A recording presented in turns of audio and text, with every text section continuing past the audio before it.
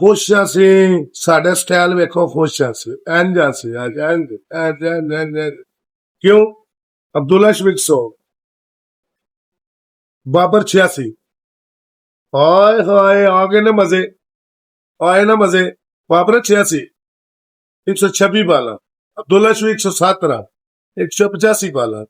अब्दुल्ला शेख 10 छक्के 2 चौके लाए। बाबर आजम सरकार 10 चौके 1 छक्का मारे। मान गया मैं तो। ओ यार इंज खेडो तो रोज खेडो, इंज आवो तो रोज आवो, वरना ना आवो।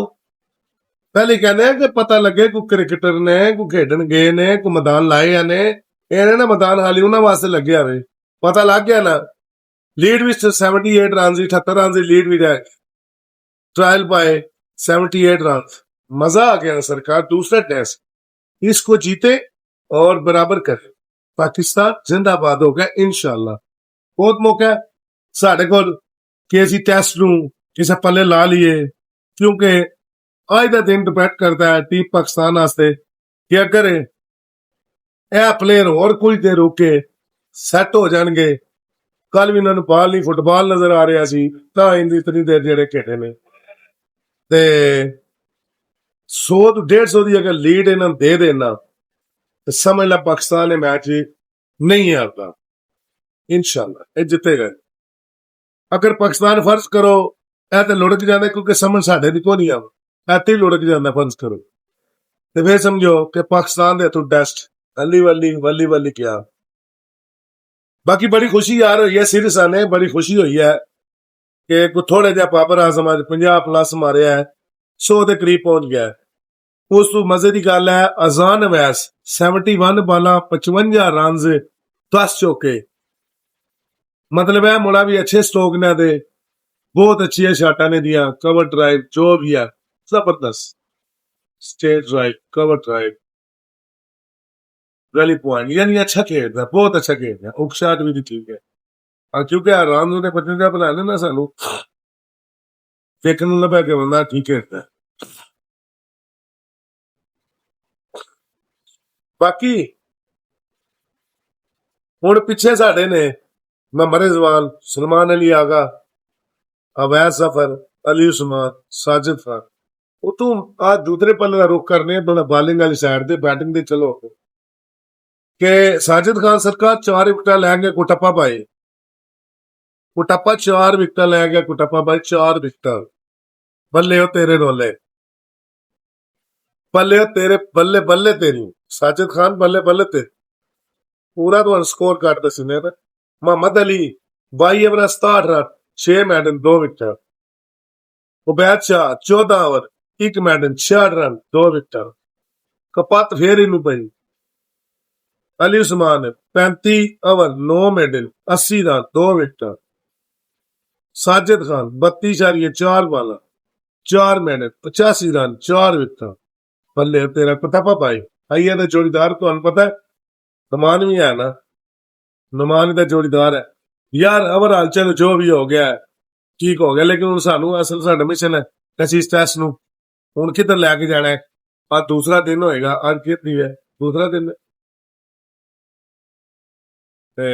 आज 4 तरीक है, 2 तरीक टेस्ट शुरू होया, 2 3 आज तीसरा दिन होएगा।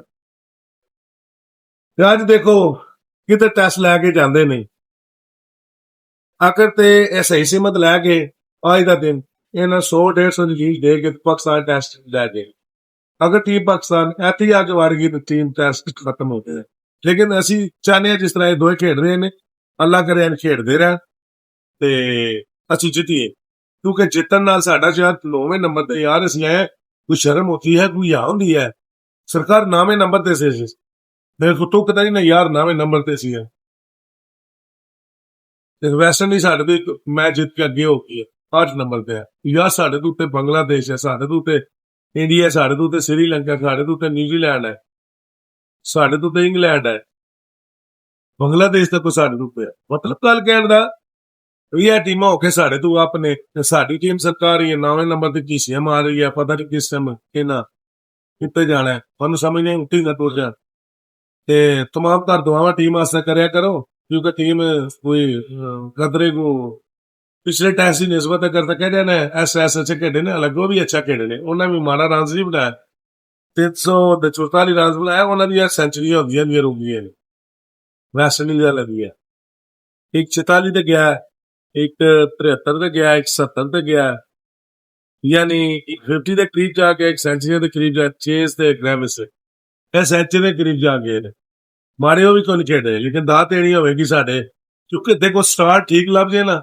ਸਟਾਰਟ ਲੱਭਾ ਸੀ, ਮਤਲਬ ਹਸਾਨ ਵੈਸੇ ਪਹਿਲੀ ਵਿਕਟ ਸਾਡੀ ਢੱਠੀ ਹੈ ਜਾ ਕੇ 34 ਰਨ ਤੇ ਜਦੋਂ ਮਾਮੂ ਲਾਕੋ ਨੇ ਸ਼ਮਾਦ ਜੋਸਫ ਨੇ ਮਾਰੇ ਉਹ ਕਿਤੇ ਅੱਜ ਹੋ ਗਿਆ, ਰਿਕਾਰਡ ਦੀ ਕੋਸ਼ਿਸ਼ ਕੀਤੀ ਲੇਕਿਨ ਅੱਜ ਹੋ ਗਿਆ।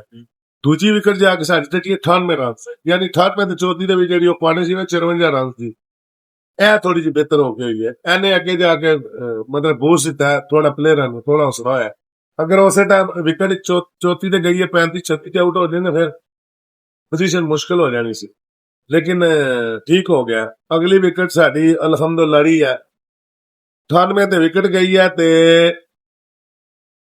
266 ਰਨ ਹੋ ਗਏ, 266 ਮਾਈਨਸ 98 ਕਰੋ ਯਾਨੀ 200 ਦੇ ਕਰੀਬ ਪਾਰਟਨਰਸ਼ਿਪ ਹੋ ਗਈ, 100 ਤੇ 150 ਪਲੱਸ ਪਾਰਟਨਰਸ਼ਿਪ ਹੋ ਗਈ ਹੈ ਤੇ ਉਮੀਦ ਕਰਾਂਗੇ ਕਿ ਜਾਰੀ ਰਹੇਗੀ ਤੇ ਸਾਡਾ ਜੋੜ ਹੋਵੇਗਾ, ਮਜ਼ਾ ਆਏਗਾ ਸਾਨੂੰ ਵੇਖਣ ਦਾ ਇਨਸ਼ਾਅੱਲਾ, ਉਮੀਦ ਕਰਾਂਗੇ ਫਿਰ ਵੇਖੀਏ ਇਹਨੂੰ ਵੇਖਦੇ ਰਹੀਏ, ਬਾਬਰਾ ਸਾਡਾ ਸੋ ਕਰੇ ਸੀ ਉਹ ਵੇਖਣ ਦਾ ਨਜ਼ਾਰਾ, ਪਾਕਿਸਤਾਨ ਬਾਕੀ ਪਾਕਿਸਤਾਨ ਜ਼ਿੰਦਾਬਾਦ, ਲੇਕਿਨ ਬਾਕੀ ਫਿਰ ਤੇ ਭਰਾ ਨੂੰ ਲਾਈਕ ਕਰ ਦਿਆ ਕਰੋ, ਵੀਡੀਓ ਲਾਈਕ ਕਰ ਦਿਆ ਕਰੋ, ਦੁਬਾਰਾ ਇਨਸ਼ਾਅੱਲਾ ਮਿਲਣਾ ਤੁਹਾਨੂੰ ਕੱਲ ਇਨਸ਼ਾਅੱਲਾ, ਪਾਕਿਸਤਾਨ ਜ਼ਿੰਦਾਬਾਦ।